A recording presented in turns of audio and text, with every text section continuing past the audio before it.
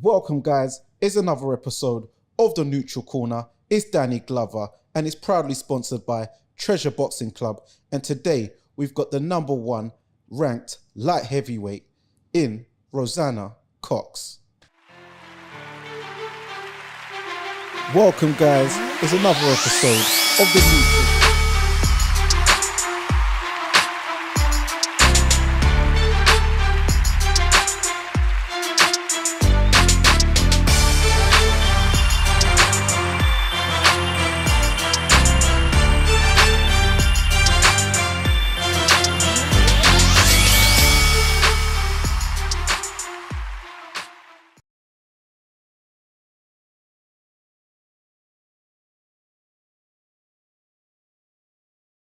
So yeah, how's it going? How's your day been? It's been alright. Had a massage. Just chilling on Sundays. Okay, I see you got some bruising on the shoulder. Staying ready. Yeah, from Ruta, my sponsor. She kills me every week. It's good. Yeah. So no, thanks for coming on. You are officially our first woman guest. So Really? Yeah, I've tried to have about 3 on. They've all bailed out or said no. I don't know why, but yeah. Finally got First of many. You've made history. Oh, thank you. On the Neutral Corner. So yeah, this is a show which the public and the viewers and the boxing fraternity and the wider conglomerate get to know more about you as a person. So yeah, we like to take it back to the beginning. So where are you from? Where did you grow up? So originally from New Zealand, born and raised in New Zealand. My dad's Jamaican and my mum's English. So, yeah, they met over there and yeah, born and raised there. Okay, so what part of New Zealand? Auckland. Oh, okay, the main capital. Yeah, so that was interesting that you said that your dad's Jamaican, because I remember on your profile, it used to just have the New Zealand and British flags. I was thinking, I swear what is she like? There's got to be something. There's either Africa or Caribbean there, but I think what flag? Unless she's like proper Samoan or something. So, and then after I see the Jamaican flag, I was like, oh, okay, makes sense now. So yeah. All typical good. Mixed race, Caribbean and. So is your mum English. like Maui type New Zealand or? No, my mum's English. My mum's from Windsor. Oh, Windsor and Eton. Oh, yeah. Okay. So how did they meet over there then? So my mum married a British guy when she was young, like 20, and he took her over there.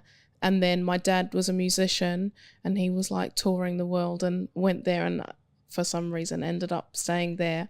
And then he was actually my half brother, like from my mum's son. He was his guitar teacher. Okay. Yeah, so I don't know the full story, but obviously my mom's seen the nice Jamaican man in New Come on. Well, you're irresistible, you know.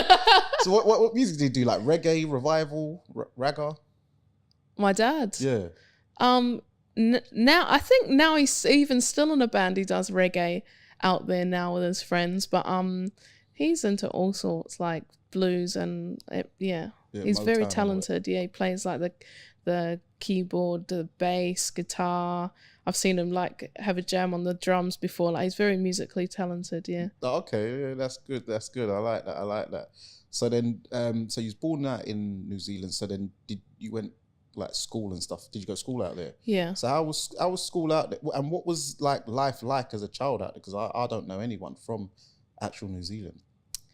I think, I'm the only mixed race person I know, other than my sister, in New Zealand, probably until I went to high school when I was about 14. So I remember like being a kid and people asking my mum like, oh, is she adopted? Or, you know, why asking me, why is your mum white and you're brown? Like it was just like such a, I don't know, I guess it was like a unheard of thing to have a different race parents, which I didn't really understand, obviously. There was a lot of like racism, in New Zealand growing up, but you don't really, I don't know, I didn't really understand it, I guess, as a kid growing up. Yeah. So what was your grades like? What type of student was you in school? I would say I was I was smart in school. I had decent grades on most things, but not that focused. Like naturally intelligent, but not like a someone that really valued Academic yeah. education. Yeah. Okay. There wasn't like a lot of pressure from home for me to like get certain grades or, you know, like checking things or I don't feel like that was something that was like prioritized growing up. But I still, you know, I finished school, I passed all my subjects, I went to university, I was studying business, like more interested in like I was quite good at maths, interested in like the finance and accounting, but I actually dropped out of uni to box, probably like a year and a half, 2 years in. Okay. So then you're saying that there wasn't much focus and emphasis on pushing you down the academic route. So, so I know your dad was a musician. So what did your mum do for a living? My mum was a social worker. Okay. I think my dad like obviously did care, like, but my parents split when I was 6, so I lived with my mom, and my dad was kind of like he was obviously wanted me to do well at school, but he wasn't. I saw him on the weekends. It wasn't so much like my dad's dyslexic, and I remember taking like homework to my mom, and she'd be like, "Oh, I don't know, Roseanna, I don't understand it." You know, like they couldn't understand what I had to do. So yeah, there wasn't a lot of help. I feel like I just kind of cruised through school myself. So yeah. Okay, that's understandable. So did you go to college before uni, or was it college? It's different in New Zealand. So we have like primary school. So you'd be like 6 or 5 until maybe 10 or 11, like year 6. Yeah. And then we have an intermediate school, which is year 7 and 8. Yeah, and then you go to high school in year 9, and then you'd be in high school, and then when you're 16, I think, like around that's when you guys go to college, right? Yeah, so we stay in the same school from year 9 to year 13. Okay, like sixth form. Sixth form.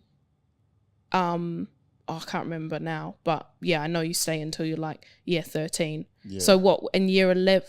Do you do years? 11, 16. So you basically stay in school till you're 18. Yeah. Okay. So I think nowadays, I think kids over here have to stay till 18. Okay. It's a new rule. It's been made. Like you have to go to college, basically. No, I think they keep you in school till you're 18 now. Oh, I don't even something know like that. Or you have to, here. you have to stay. It's something like that. Yeah. Because I know it's not. You can't just like. You can in New Zealand. You can drop out at 16. Like what's that? Sixth form. 16 is like you finish year 11 and you're in sixth form. Sixth form. Yeah. So you can drop out.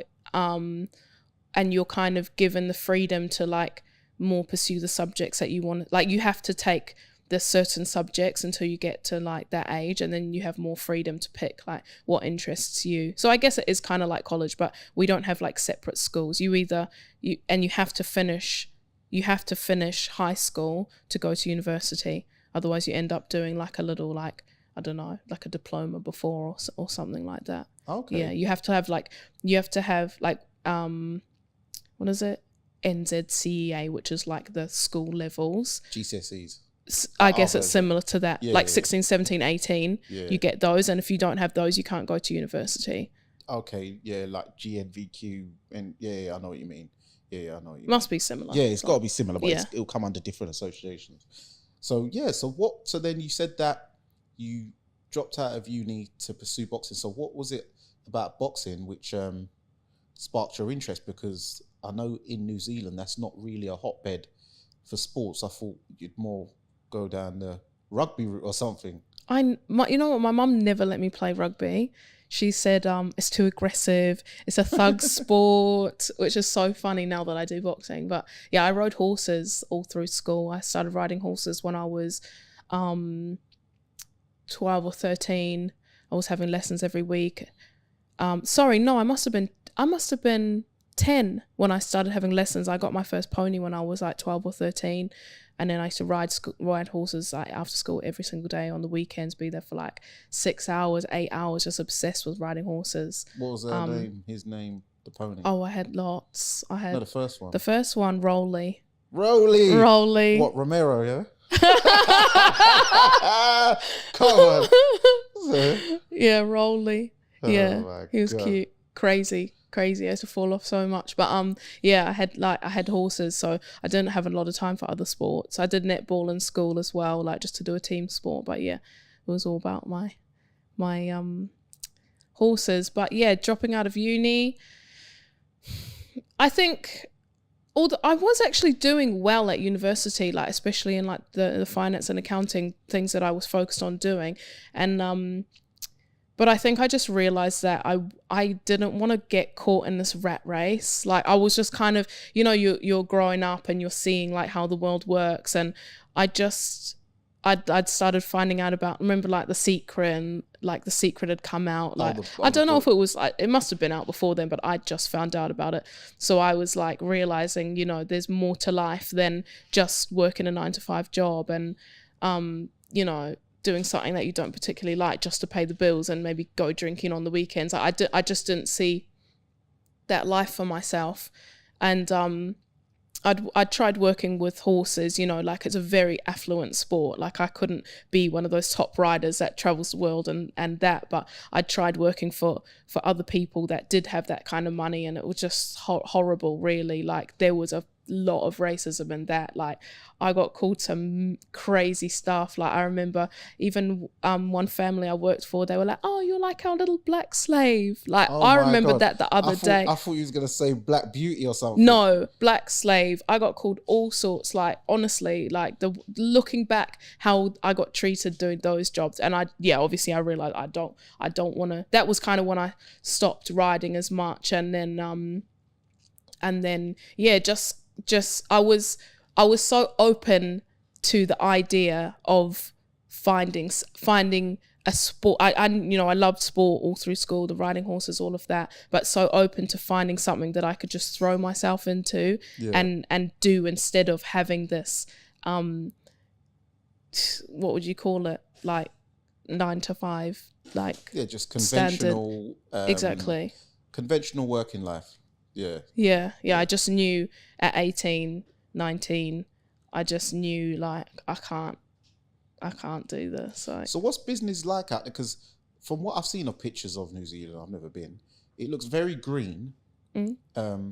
So what are like the main sort of like occupations out there? Like what do people do for 9 to 5? Like always say like, oh, there's so many sheep and it's like just green and beautiful. Like I don't know where that comes from. Like obviously we have Google a city search, but obviously they're probably not going to show us because do you know what I've noticed by traveling, when you go to places, it's nothing like how you think of how people would imagine Nigeria or Ghana and like Oxfam, ignorant £2 a month flyers. Thank you. Like that's how I feel like obviously it's ignorant, but any person that's not really looked into how these countries actually are going to be painted a picture of how it is. Do you know what I mean? And it's not like New Zealand, like Auckland City, like it's like somewhere in London. Oh. Like, but then it's right on the water. Like they call it the city of sails. It's right on the sea. Like it is beautiful, but it's like built up, like in the city. We have like a central business district, so like all of our like city like workers would be in the center. Have you been to Manchester? Yeah. Where it's like the city's in the middle, and then the further out you go, like the bigger the places would get. They'd have a bigger backyard. It's like the cities and it's like London, Canary Wharf. Yeah, but I feel like London's so like scattered. Like you have like the more out you go from like the center of Auckland, the more rural it gets. Yeah. So that's probably more what you're seeing. And like obviously like the South Island, and that's beautiful. That's where they have all like the mountains and all of that. But okay, that's what they show us. Yeah, but yeah. So I mean, the same careers like banking and I don't know what, but yeah, like the same careers would be there. Maybe not as good money, but. Yeah, it's all the same things. Yeah, but you got to equate it to the cost of living and stuff as well, so it won't be as high. But it all works itself out, I imagine. Yeah. So then you did study finances. So did you work in financing out there? No, I was I was just studying. I was like working part-time and like in retail, and then yeah. Well, what shops was you in? For you guys call it Forever 21? Oh yeah, I know that shop. I worked in there. My first job was in Sports World. You know it as Sports Direct now because it's called Sports Direct. Oh, but yeah. It used to be called Sports World back in the day. Oh yeah. Yeah. So My first job was McDonald's. Oh, is it? Yeah. No, never. My uncle Raymond said if he ever saw me at McDonald's, he'd throw the drink over me. So I never applied. Some of my friends applied. McDonald's is a good job. Yeah, 'cause you get paid every week or something like that, or 2 weeks. You get paid every week in New Zealand regardless, I think. Oh, okay. Yeah, this monthly thing in here. Over here, yeah. That got me when I moved here. I was so used to budgeting like weekly, and I came here and yeah, you gotta survive that month, man. That's literally check to check. So yeah, you gotta be very careful of it. Some people, they do the BMF thing and just blow the money and it's gone, and then they're on beans on for beans the rest on of the toast. month. Yeah, that took me a while to adjust to. I'll be honest. Yeah. So then so what was your first boxing club you walked into then? Going to boxing. No, sorry, you didn't actually answer. What was it about boxing? What attracted you? Because as I said, I thought you would have more. Oh, it didn't at all. So I was in uni. So when I was in uni, I was training with the track team, like to do like 100, 200 meters. And that was like, I was going to do that on the side of uni. Well, I was. And then like slowly I just got more and more obsessed with that. And I was like skipping classes to go to the gym and like training with the boys that were doing that. And then I went on the track, like we'd been doing all the weights and like explosive training and stuff, like, and then I got on the track and I got really bad stress fractures from like actually doing the sprints. Like my legs basically weren't conditioned to I don't know how fast I could go or whatever it was. Like, because I always used to like, I never did track at school, but I would always like win the sports days and stuff. Yeah, like well, with them Jamaican genetics, yeah. Like, in New Zealand, you kind of got an advantage. I know, yeah. So I thought like, you know, that's like perfect for me. So I'm doing that, and then so I got these stress fractures. So basically, I was just looking for something to do to keep fit for track while I couldn't run, and then someone just took me to a fitness class. And I literally, like, I don't know, I've got a very obsessive personality. And after that first session, I just knew, like, this is what I'm going to do. Like, So was it like a boxer size class? Yeah, but there was a coach there who kind of, like, took me to the side because I'd never done anything, like, I'd never done boxing before. I knew nothing about boxing. Yeah. And he was like, he was showing me and he was like, we can do you like Mike Tyson? And I was like, looked at a little video and I was like, yeah, I like that. He was like, hey, that's peekaboo style. So we're going to do that. And I was like, okay. So he was teaching me and I was like, and the feeling of punching something like was just the most incredible thing I'd ever felt. Like, I think I had so much like pain and anger inside me that I'd never got to like get out before. I was such like a timid kid and so quiet. Like I actually had a speech impediment like till I was about 13, 14. Like I had a like Mike Tyson lisp, like bad lisp. I couldn't even say my own name. Like that's how I used to talk. Oh, okay. Yeah, and like people, like, you know, I'd get asked, you know, what I used to dread the first year of school because people would be like, oh, what's your name? And I was like, I wouldn't be able to say my own name. They'd be like, Roseanna, like with an F. I'm like, no, with an S. Like I just, so yes, like, yeah. So I didn't know if around my people, obviously I would have been like playful and loud and whatnot, but I was quite quiet and timid, and like there was trouble at home that I'd like, you know, I just had a lot of built up anger that I'd never been able to express. I didn't fight at school. I wasn't I wasn't aggressive or anything like that. So this getting to finally punch something and let out something was just addictive to me. Yeah. I mean, to this day it still is now. So yeah, that's why when I left that gym that night, like just on a high, like Googling Mike Tyson. Like from then I started watching Mike Tyson, and he was the only, like, that he was the only one I wanted to watch. Like I just loved his style, and you know, finding out about female boxers. And there was a boxer, Daniela Smith, she was a champion, and you know, just like I just loved everything about it. Okay. Yeah. So Yeah. So did you watch any form of boxing prior, like growing up, or know I about any hated boxers? violence, anything violent. Like, I think Mike Tyson, I remember like probably my dad watching boxing, Yeah. but just being like, oh, like I don't want to watch it. You're not watching it with him. Okay. Yeah. I hear that. So so then did you start having any amateur bouts? Yeah. So I got sent like straight in New Zealand they separate the men's and women's national team. Yeah. So the have a drink. Shout out to Ragatonic, the show sponsor. You know what it is. It's Danny Glover, and it's an amazingly smooth premium tonic with natural cherry, and there's blue raspberry, and there's a grape one there. So yeah. I won't be joining you for a drink. Yeah. So they separate the teams.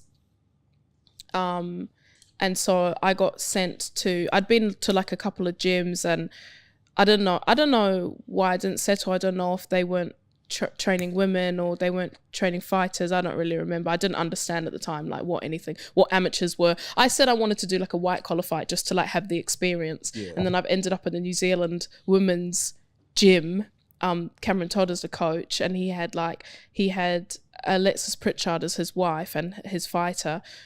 She went to the 2012 Olympics, so she was like a massive inspiration in the sport in New Zealand. Mm-hmm. One of the first women to fight at the Olympics, and lots of good women in that gym. So yeah, I started training there, and I just said to him like, all the women in that gym were on the New Zealand team. So I was like, well, can I make I didn't really understand that, you know, being a national boxer in New Zealand doesn't get you money. I just thought, well, if I make the New Zealand team, I'm going to drop out of uni. Yeah.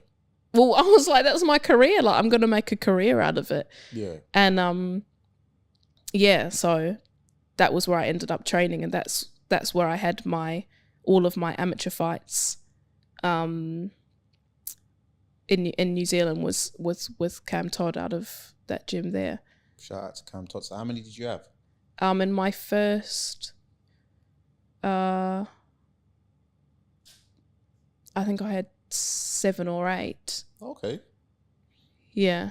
Yeah. My first 3 were international because there's not many women in New Zealand. Like, well, I think there are now. There probably are now, but then there was only like a couple of women at my weight, and one of them was representing New Zealand abroad, and there was another show they offered for us to go to Tahiti.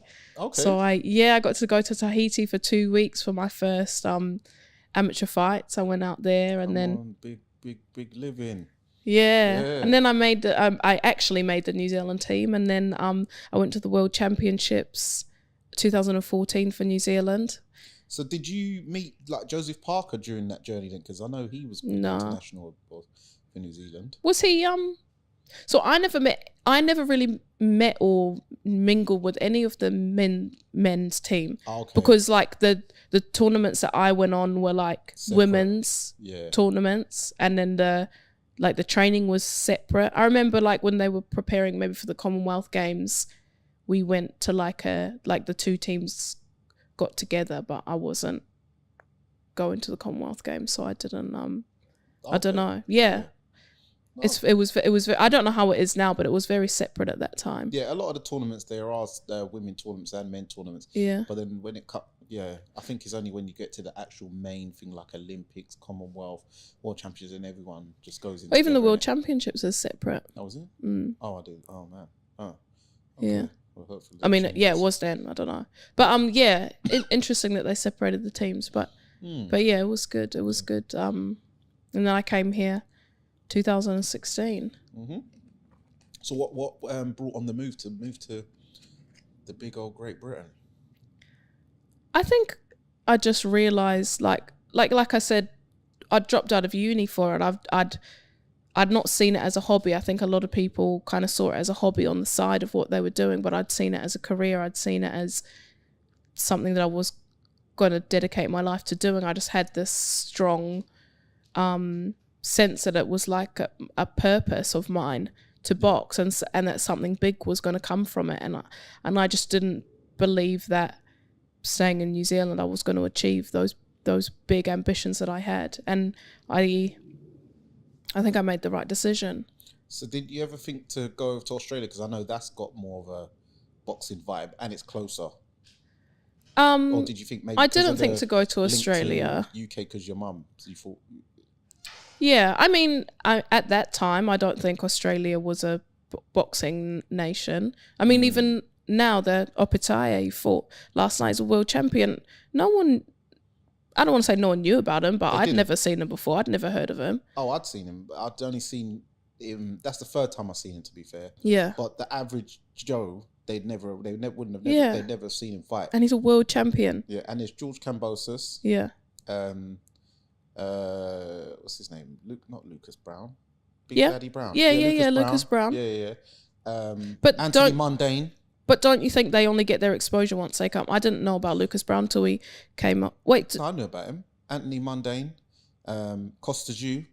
Is this back then, though? Yeah, back in the day. But I'm a master aficionado, you see. So the average wouldn't know about these people. But yeah. I know what you mean. Boxing's not a hotbed in Australia unless... And the level, I can't say the level last night after watching him because I thought he was brilliant. But and Costa Jew was serious as well. Yeah. And even his son, Tim. Yeah. Costa Jew was serious as well. Yeah. Yeah. So, but yeah, I didn't think about Australia. I knew I could come here.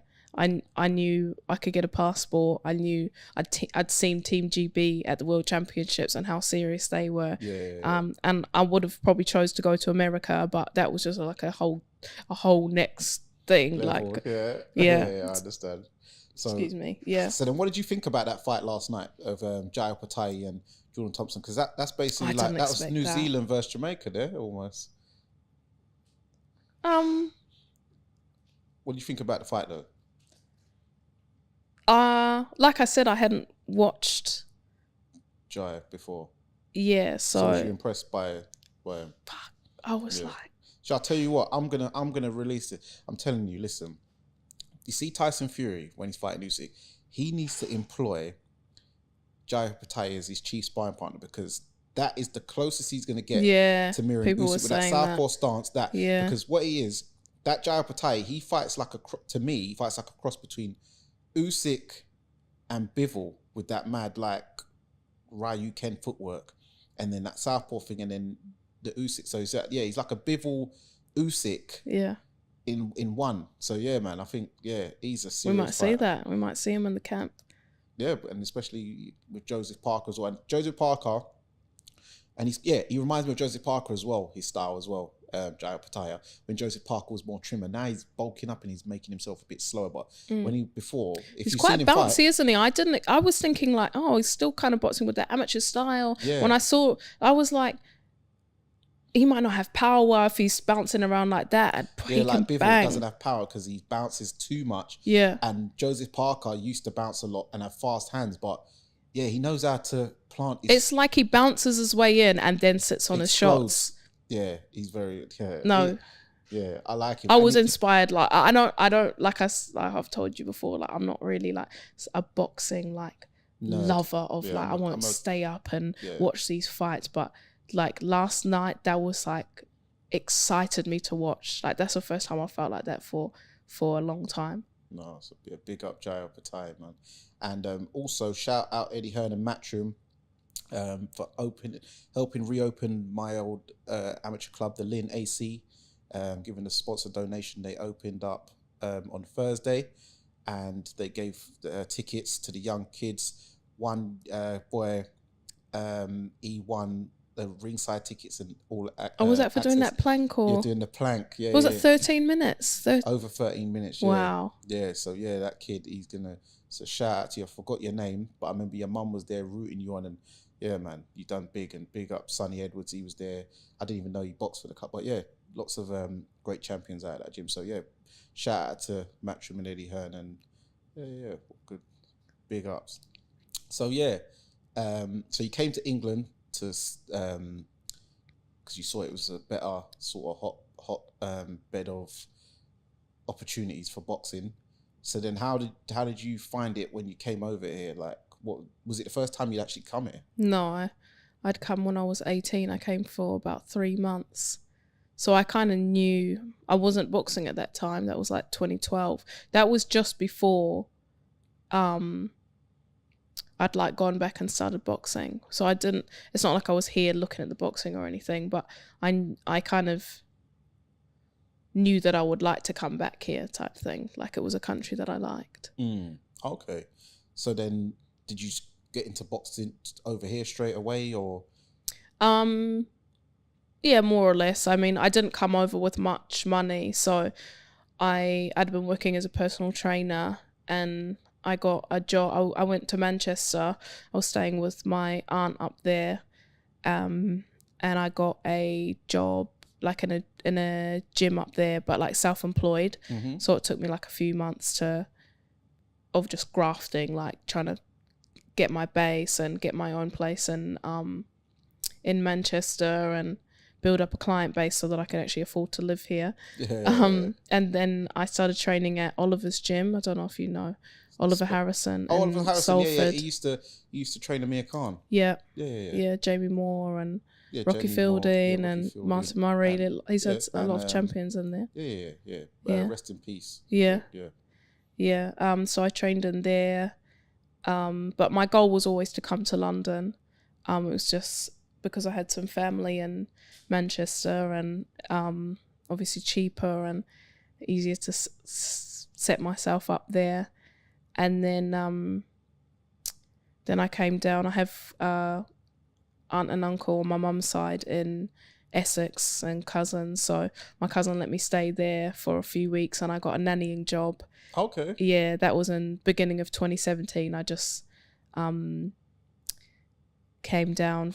I probably stayed there for a couple of weeks, found a nanny job, live-in nanny job in Streatham, and yeah, I worked there for 2 years. That was the most amazing thing. Like, I'm so glad I did that. Yeah, the timing was perfect with my boxing, and the family was so nice. I still keep in contact with them now and spend Christmases with them, and yeah, so that was nice to like have a home.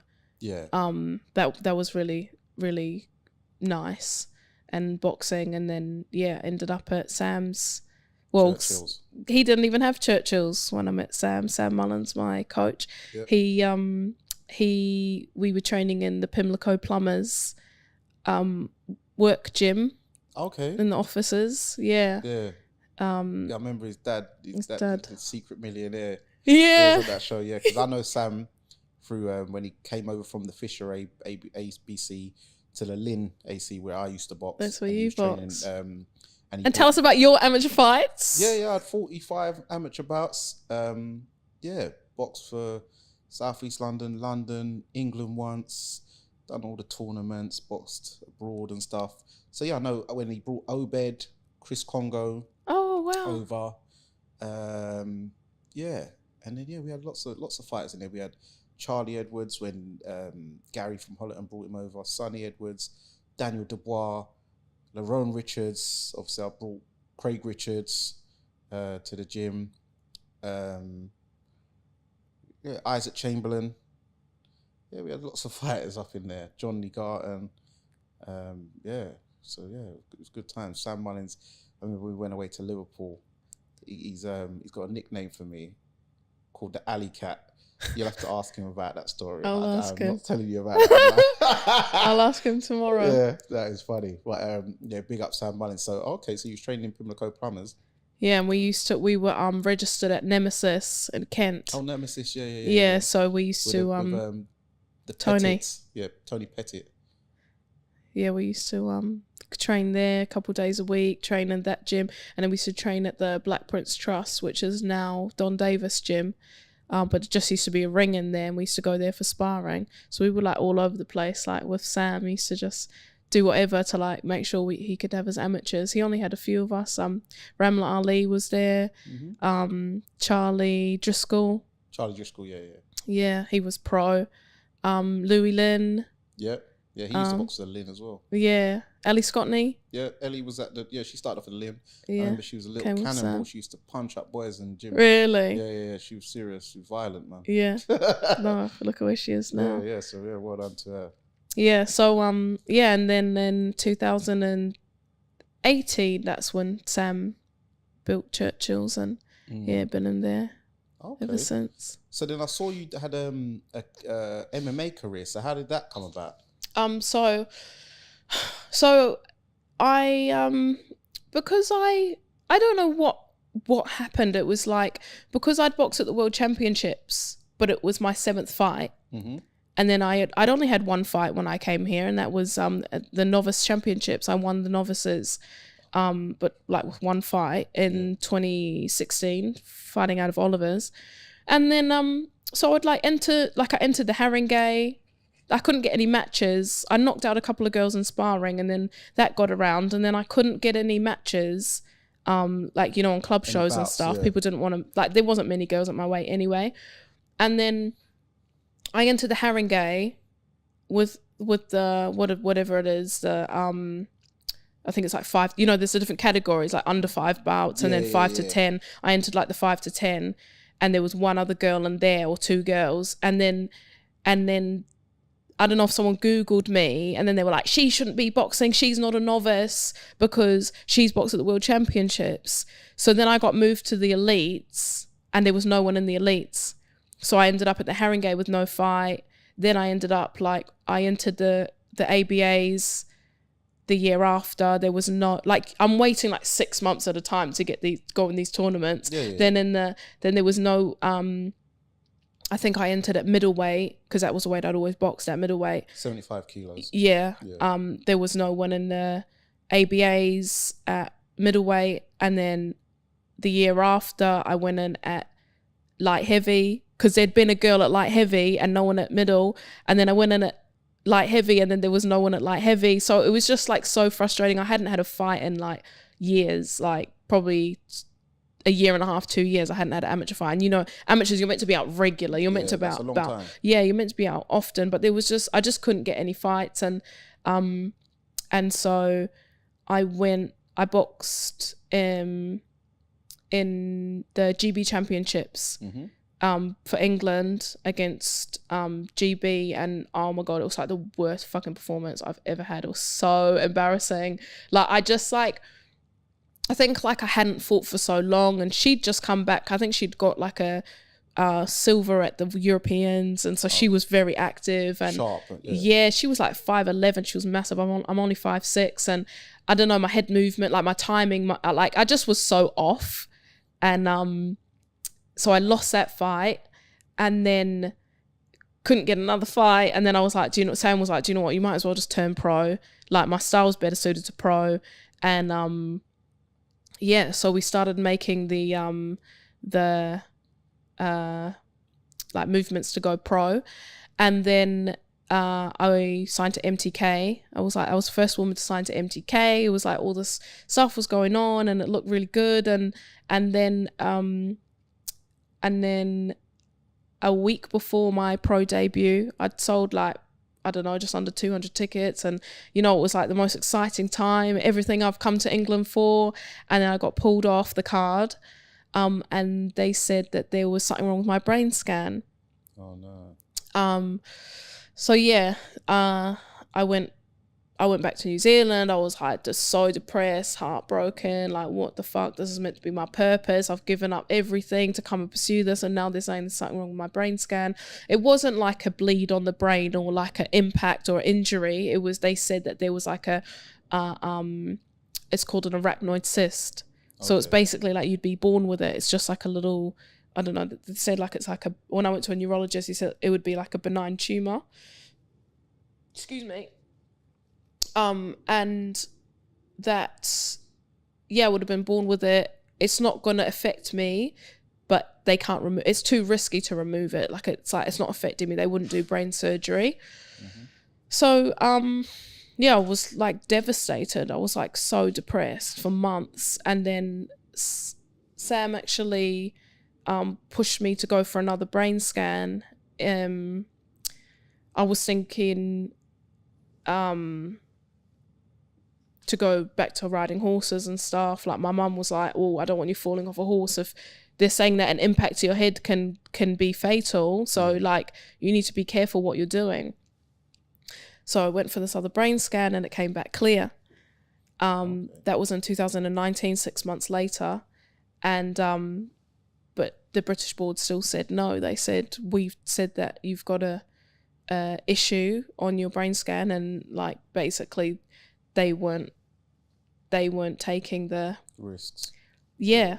Obviously they've got insurance if something happens to me, where they've already said they think there's a big issue on my brain scan. They're not willing to accept the second brain scan. I said, all right, let me go for a third brain scan. They were like, don't bother. Like, we've said that you're not having a British license. I was like, this whole thing was just unreal. Like, you know, to feel like I've got something wrong, to then find out that there's nothing wrong, and then to still be told no. So yeah, I was like, I was lost for a long time. Like after that, I was very lost. I was like partying. I was like, I just crumbled really. Like I couldn't handle, especially, you know, I'd put every day I would be training so hard, training like 2-3 times a day. Like I would get up before the girl would wake up. I would go for the run before the parents would go to work. Then I would take her to school. Then I would go to the gym again. Then pick her up from school and then look after her in the evening. The parents would get home. I might go to the gym again. You know, like my whole life had been around boxing. And then to not have a goal and not to have anything to work towards, I just literally like, didn't know what to do with myself. I was like, then I started doing bodybuilding, which I found just tedious, and like being so obsessed with how I looked. I'd already struggled with an eating disorder when I was younger. Like it wasn't great for my head. And then I was just like moping around life, like just sort of no direction. Basically living the life that I never wanted to live, you know, we're living toward the weekend, looking toward the weekend as my highlight, going out partying, drinking too much. And one of my clients was an MMA fighter. I used to help him with his boxing. Yeah. And he was like, why don't you come with me? You know, I'm training this really good gym, London Shoot Fighters, you know, all these big famous fighters from Bellator and UFC and this and that. Like they all train there. Like, why don't you just come and try a grappling session with me? And I was like, yeah, whatever. Like I was meant to do cardio, I think, for the bodybuilding, like walk on the treadmill or some bullshit. Incline. Yeah. And I was like, yeah, go on then. I'll do it as my cardio. And I did this wrestling session, I think, or wrestling and jiu-jitsu. And I got that same feeling of like, oh my God, like this is amazing. Like I think I really need that, like, not necessarily something aggressive, but I need that way to like get my energy out, like really do something to really get my energy out. And I loved that. And spoke to the coaches, Alexis and Paul at Shoot Fighters, and said, like, telling them my situation. I was a bit worried, you know, am I too old and whatever to be starting a new sport? And basically they were like, no, like you're young in MMA, you know, if you want to do it, like you've got the foundation of a sport, like doing boxing, like it would be relatively easy to pick up the other sports to fight on an amateur level. So yeah, I just picked up that, and that was in 2020. Yeah. I did that for about 2 years. Took a couple breaks. I got injured, so like I've never got injured like I did in MMA. Like that, this is just a crazy sport. I've done it. Yeah. Crazy neck. Well, not fights, just the training. Yeah, no, but you're getting thrown around. You're getting literally picked up and slammed on the ground every day. Like my body could not handle it. Yeah. But yeah, so I took a couple breaks with injuries. But yeah, about 2 years, and I had a fight, just one fight in last year. Yeah, first MMA fight. Yeah. I was like determined. I was like, I have to win by submission. I won by head and arm triangle. I was like, I'm not gonna win by knockout because everyone just expects me to go on and like punch her up. I have to. I just took her down straight away. Won by submission. Yeah. Yeah, no, that's big. So then you had your first pro fight. Yeah. So what was that feeling like to finally get in the the ring, and how did you feel your performance went? That was amazing. Yeah. Yeah. I was a bit disappointed. Yeah. Because she did not want it. She did not want to have a fight. And my MMA opponent had been similar. And you do this hard camp and you imagine getting beaten and you're nervous all through. Like, I get mad. I get so nervous.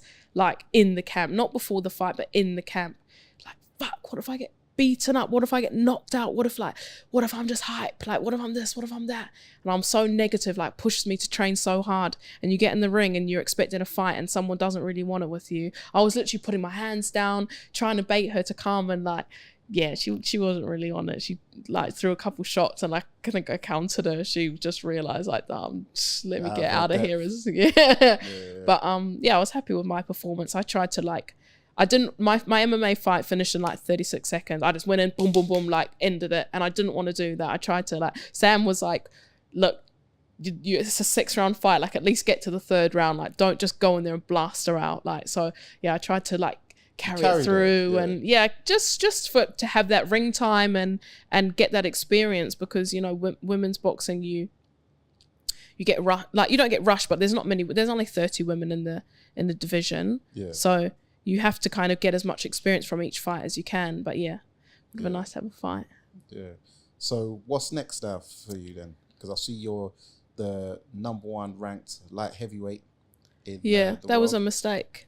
Oh. No, for me, I mean, I weighed on my scales at the hotel, I was hit the super middle mark. And then when we got to the venue, I was over by a few grams and that put me at light heavy. So that put me at #1. But it's not my goal really to stay at light heavyweight. It's too big for me. Yeah. Okay, yeah. So you're going to go super middle then? Yeah, super middle. Okay. So we're going to go into, any fight news or any news coming? No news. I actually still can't box in the UK. I have a California license. Okay. I've had another brain scan that came back clear. But because I was denied in 2018, the board won't allow me to fight on a foreign license, which I understand. They don't want people just getting declined for a valid reason, and then just going abroad and then coming back with a foreign license, because everyone would do that. There'd be no point in them. Yeah. Yeah. But at the moment they're looking at my medicals. I mean, they've been looking at my medicals for like 3 months, 2-3 months, to see whether they'll let me box in England. Yeah. But yeah, stay positive, because there's a guy I know I met last week. He said that he got turned down for a brace scan a few years ago, and he said that he finally got his license and he's having his first bout. It's October now, isn't it? So this month, the end of this month, he's having his first bout. Wow. So yeah, so things can. What, 3 years later? Yeah. But you obviously you've had a pro fight, but this guy I don't know is. Was that like a bleed on the brain or something? Because I know sometimes, like, I've heard of people failing brain scans because they might have a shadow, which can sometimes look like a bleed or not, or it could be from an injury and then it clears up. And then they'll get given their license like after another brain scan. But yeah, we'll see. I'm trying to stay positive. Always stay positive. But so we're gonna go into the penultimate round. The what? Penultimate round. Is this where you ask me questions? Yeah. So you've watched clips, you said. Yeah, I don't know about this. I feel like you're gonna ask me something crazy. No. That I'm not gonna know the answer to. No, these are all. It's just it's choice questions. It's one or the other. So let's get into it. If you mug me up, I'll win. Red corner or blue corner? Oh, I'm getting all You're gonna walk. That's what I'm saying. That's what I'm saying. These modern women, you know. So I'm gonna have to regulate you. You know? Oh, red corner, blue corner. Don't care. Do I have to pick one? Yes. No, I don't care either. Just say one. Blue. Left hook or straight right? Left hook. For glove brands, yeah. Everlast or Fly? Everlast. Cleto Rays or Grants? Grant. Rival or Winning? Winning. For boots, Nike or Adidas? Nike. Everlast boots or Lonsdale boots? Everlast. For venues, York Hall or Wembley Arena, AO Arena? Ooh. York Hall's quite nice and intimate. Like, it can feel packed even if it's not. Wembley. O2 Arena. O2. Oh, okay. What was the other option? Wembley Stadium. Yeah, O2. Tupac or Biggie? Tupac. Nas or Jay-Z? Nas. I know this answer already, but I have to answer Mike it. Tyson. Ali or Tyson? Jack Johnson or Joe Lewis? Joe Lewis. Sugar Ray Robinson or Sugar Ray Leonard? Leonard. Michael Buffer or Jimmy Lennon Jr.? Buffer. Jimmy Lennon Jr. is the one who goes, "It's showtime." You know? Buffer. Yeah, Buffer, yeah. So for referees, Mills Lane or Steve Willis? Don't know. Oh, is Steve Willis the black guy? Yeah, Him. yeah. So How did I know that? Yeah, him. you know stuff. Don't underestimate yourself. Beterbiev or Bivol? Don't know. Don't know. All right. least I'm Canelo or honest. David Benavidez? Canelo. Devin Haney or Shakur Stevenson? Haney. Chris Billam-Smith or Jai Patai? Upper tire. Whoa! That's a big fight. That's a big fight. I called it now. And you was at both of their last fights, to be fair. Yeah. Fury or Usyk? Fury. I'm going Usyk. AJ or Wilder? Wilder. Joshua Buatsi or Anthony Yard? Boetzy. Chantel Cameron or Chantal Cameron. Katie Taylor too? Savannah Marshall or Shadesha Green? Shadesha Green. For fantasy fights from New Zealand, yeah? David Tua or Whoa, Joseph how do you know Parker? about David Tua? I Come love on. David Tua. David Tua or Joseph Yeah, Parker? David Tua. Come on. Come on, I'm the master. England, Red and Whites or New Zealand All Blacks? All Blacks. Jonah Lomu or Christian Cullen? I don't know rugby. I know Jonah Lomu. Yeah, he's the man, innit? Who's the other guy? Is he from the All Blacks? Yeah, he's from the All Blacks, but yeah, he was like Oh, a flanker guy type guy. yeah. But yeah. BMW or Mercedes? Mercedes. Audi or Lexus? Audi. Rolls Royce or Bentley? Rolls Royce. Dark skin or light skin?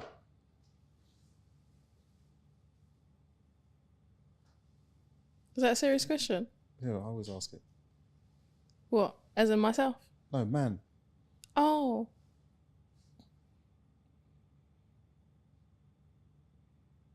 Don't know. Pass. Bald head or locks?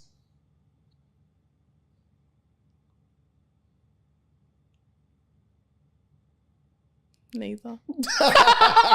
So skin fade it is. Alright, so what's my looks or personality? Both. Uh, Sorry, I'm being really difficult. height or quality footwear? Height or quality footwear? Yeah, because I know Height. women look at men's footwear first, Oh, yeah, I don't know. but height. I saw a guy wearing Harachis the other day. So what do you think about guys who are wearing these big mad platform kicks lately? Yeah, I don't mind that. Okay. I don't mind that. No, let me say height, because, Yeah. yeah. but not Hirachis. Love of your life or career of your dreams? Career of my dreams. For music, garage or house? House. R&B or slow jams? R&B. Dancehall or Afro beats? Dancehall. Soca or calypso? Soca. Cod and chips or white baked fritters and chips? Cod and chips. You know about white baked fritters and chips? That's the We actually have New them in, Zealand. I feel like that's a New Zealand thing. Yeah. I don't think I've ever had one. I'll do my thing. Lamington or golden kiwi? Is this a New Zealand thing? Yeah. Desserts they are. What's a golden kiwi? It was this golden kiwi looking thing. I've never tried. Oh, the fruit. Yeah. Oh, golden kiwi. Yeah. Yeah. You guys have them here. Do we? Oh, I've never The tried. kiwis that aren't green, they're gold on the Ah, inside, you know? Okay. And they're not as furry. Okay. They're really nice. Lamingtons, though. Have you had a lamington? Never. You're going to have to bring me one. Champagne or Prosecco? Neither. Give me anxiety. Shots or cocktails? Cocktails. Shots. One shot. You don't want you don't want to see me one shot. Oh, my God. Oxtail rice and peas or curry goat? With Oxtail.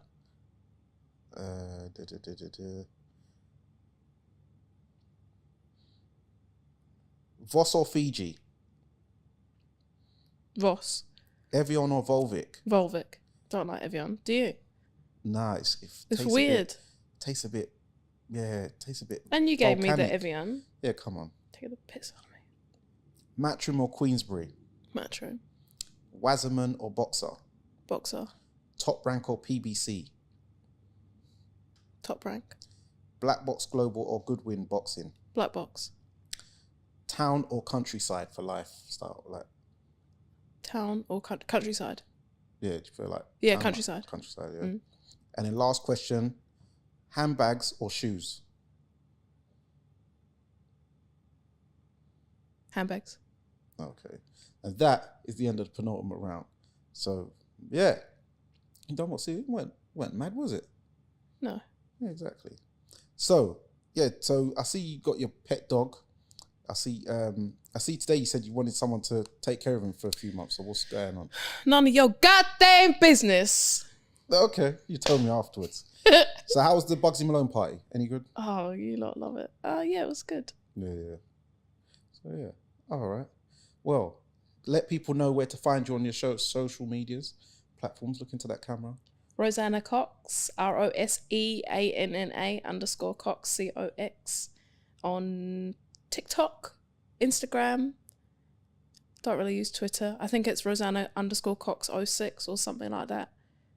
It's called X now, isn't it? I'm not up to date with that one. Yeah, that's about it. Okay. And yeah, be sure to hit her up if you need any personal training. Boxing, she was telling me about my jab that I'm going to break my wrist one day.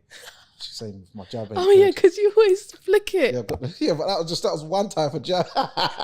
No, I need to sharpen up. It's been a while, but yeah. No, thank you for coming on. Yeah, it's been a pleasure, and we'll definitely catch up again soon. So yes, there you go, guys. It's another episode of the Neutral Corner. It's Danny Glover. He's proudly sponsored by Treasure Boxing Club.